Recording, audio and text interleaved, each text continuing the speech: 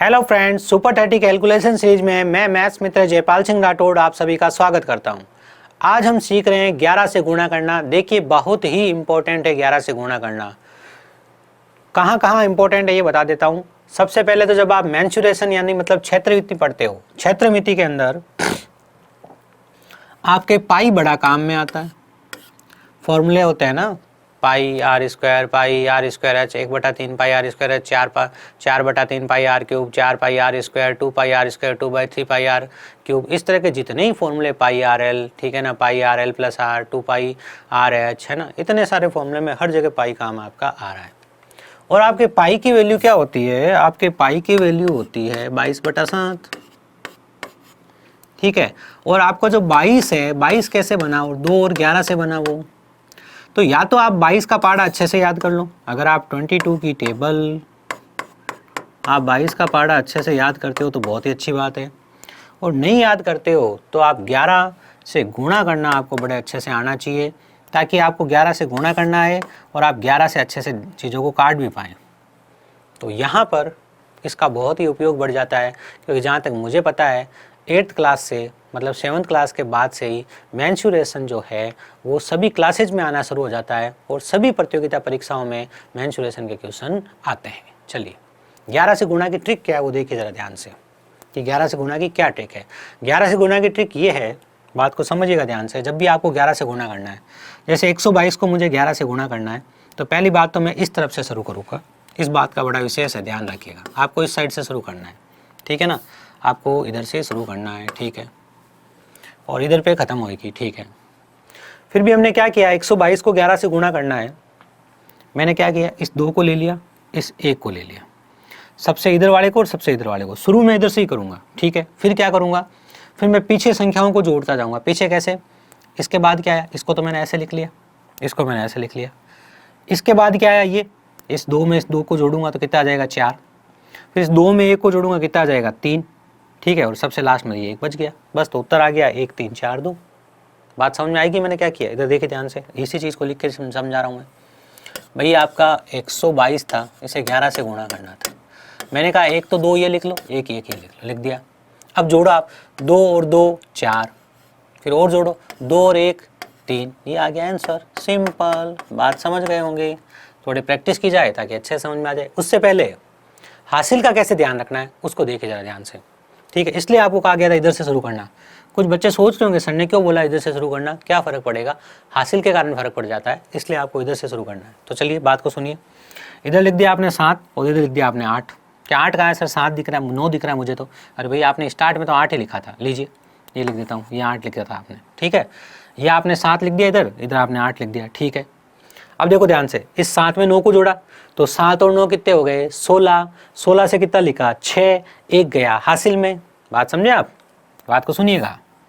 7 और 6 कितने हो गए? सॉरी, 7 और 9 कितने हो गए? 16। 16 का लिखा 6, 1 गया हासिल में, ये 1 आ गया हासिल में। अब देखिए 9 और 8 17, 17 और 1 हासिल वाला 18, 18 का 8, 1 आ गया हासिल में। 8, 8 और 1 हासिल वाला कितना हो गया? 9। तो बात समझ गए?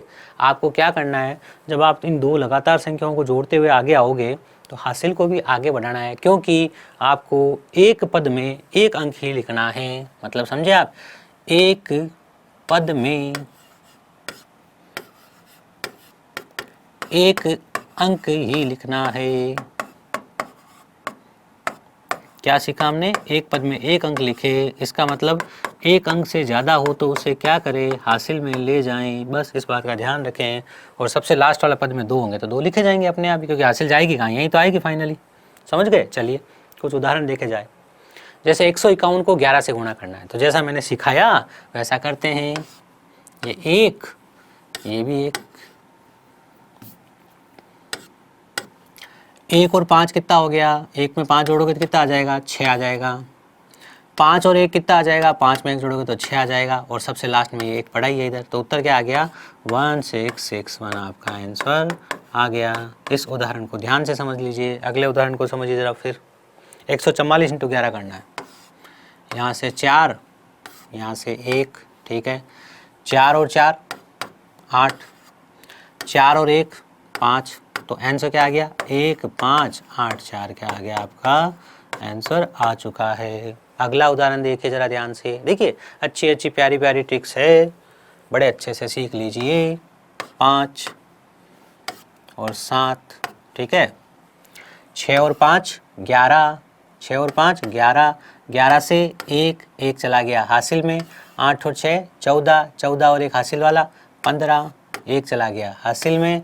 8 और 7 15, 15 और 1 16, 16 का 6, 1 चला गया हासिल में। 7 और 1 8, तो लास्ट में मुझे 7 की जगह क्या लिखना पड़ेगा, 8 लिखना पड़ेगा। ये आ गया आंसर। समझ गए होंगे। वापस समझ लीजिए सेम उदाहरण को। 7865 है ना, ये लिख दिया मैंने 5। 6 और 5 11 हासिल का 1, 8 और 6 14, 14 और 1 हासिल वाला 15 हासिल का 1, 8 और 7 15, 15 और 1 16 हासिल का 1, 7 और 1 8। ये आ गया आंसर। बात समझ में आ गई होगी। 86515। अगला सवाल किया जाए। अगले सवाल में क्या है, 724 को हमें 121 से गुणा करना है। अब यहाँ पर क्या स्मार्टनेस लगाएंगे, ध्यान से देखिए। हमारे दिमाग में एक बल्ब जलना चाहिए, और वो बल्ब क्या है, और वो बल्ब ये है भैया कि जो आपका 121 है उसे आप लिख सकते हो 11 गुणा 11। क्या लिख सकते हो, 121 को 11 गुणा 11, क्योंकि आपको इतना तो याद ही होना चाहिए कि 11 का वर्ग होता है 121। 11 का वर्ग कितना होता है, 121 होता है। तो देखिए ज़रा ध्यान से, मैंने क्या किया, मैंने लिख दिया 724 गुणा 11 गुणा 11। तो पहले मैं इसको 11 से गुणा कर देता हूँ, जो भी राशि आएगी उसको फिर 11 से गुणा कर दूंगा और मेरा 121 से गुणा हो जाएगा। कैसे, देखिए ज़रा ध्यान से। यहाँ से मैंने लिखा 4, 4 और 2 6, 2 और 7 9, और ये 7, ये हो गया 11 से गुणा। ठीक है, अब 11 से एक बार गुणा हो गया, अब दूसरे वाले 11 से गुणा कर लेते हैं। इस 11 से तो गुणा हो गया, अब हम इस 11 से गुणा कर लेते हैं। ठीक है, अब इसको कर लीजिए 11 से गुणा।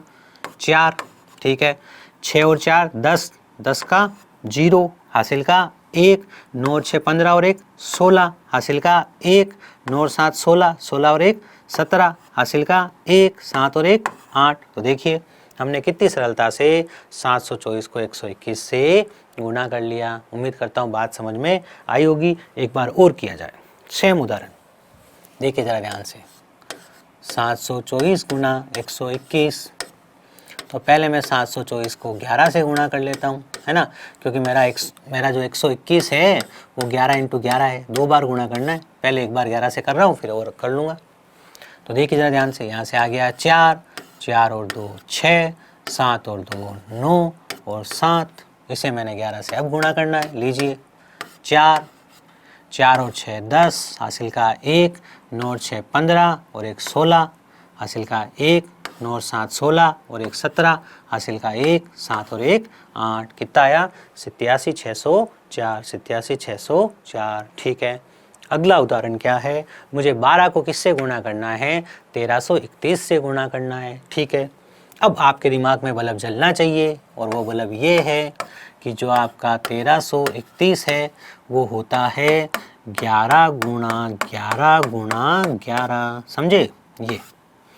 अब देखो यहाँ पर एक बात और थी, जरूरी नहीं है जहाँ ट्रिक नहीं लगानी हो वहाँ भी ट्रिक लगाओ। 12 को तो आप डायरेक्ट भी गुणा कर सकते हो, 12 की टेबल तो छोटी सी होती है, 12 की तो टेबल ही याद होनी चाहिए आपको, है ना। क्या सर 12 की तो टेबल मुझे याद थी, तो आप ऐसे भी कर सकते थे। 12 एकम 12 हासिल का 1, 12 तिया 36 और 1 37 हासिल का 3, 12 तिया 36 और 3 39 हासिल का 3, 12 और 12 और 3 15। ये आ गया आंसर। लेकिन फॉर प्रैक्टिस हम कर लेते हैं, प्रैक्टिस के लिए हम कर लेते हैं 11 × 11 × 11 लिख के। क्यों, क्योंकि यहाँ 12 नहीं होकर यहाँ बड़ी संख्या लिखी होती, 122 लिखा होता, 152 लिखा होता, तब तो हम नहीं कर सकते थे 152 का गुणा डायरेक्ट, तो हमारे 11 × 11 × 11 काम आता। कैसे, देखिए जरा ध्यान से। इसके अंदर 3 11 है, पहले 11 से गुणा कर लेता हूँ इसको। ठीक है, तो 2 2 और 1 3 132। अगले 11 से गुणा कर लेता हूँ इसको, ध्यान से देखिएगा। अगले 11 से गुणा कर रहा हूँ मैं इसको, ये पहले 11 से किया मैंने, अब दूसरे 11 से कर रहा हूँ मैं इसे। ठीक है, सिर्फ प्रैक्टिस के लिए। 2 2 और 3 5, 3 और 1 4 1। अब मैं इसे अगले 11 से गुणा कर लेता हूँ, फिर प्रैक्टिस के लिए। ठीक है, 2 5 और 2 7, 4 और 5 9, 4 और 1 5 और 1। 15,972। ये आपके सवाल का क्या था, जवाब था। तो ये मैंने क्या प्रयास किया कि आप लोग 11 से किसी संख्या को जल्दी कैसे गुणा कर लें, हासिल का ध्यान रखना है। पहला पद इकाई का अंक होगा और अंतिम पद जो होगा उसको पहले ही डिसाइड कर लेंगे कि ये पद यही रहना है, ये पद यही रहना है।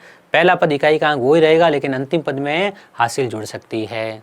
तो जो बातें मैंने समझाई, उम्मीद करता हूँ 11 के गुणा के वक्त अगली बार आप ज़रूर काम में लोगे और कम समय में अपनी गणना कर पाओगे। अपने दोस्तों को इस बात से ज़रूर अवगत कराएं। धन्यवाद।